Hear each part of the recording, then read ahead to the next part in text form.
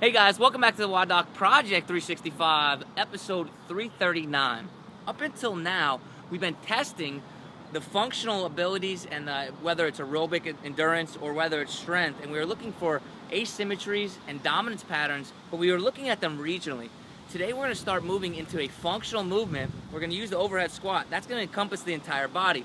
Now, why is this important? It's important because now we're incorporating cross-kinetic chains. When we go ahead and we use our bodies, one arm, whichever way you want to look at it, the force is transmitted in a cross in our body, all right? Just like a pitcher who throws, they drive off their back leg here, right? And they use a cross pattern. Does that make sense at all?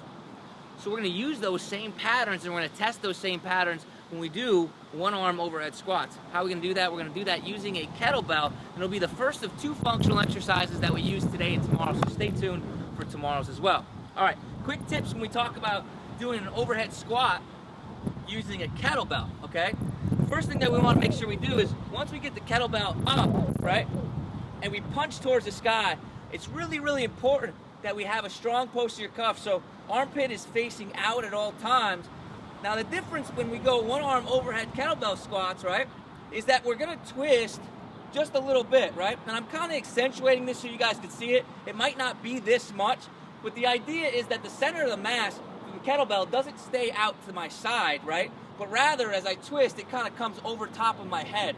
So that way, when I come down into the squat, the bell is centered over top of my shoulders rather than being way out there and put me off mass, right? So I'm going to be here, kettlebell over top, then we drive back up.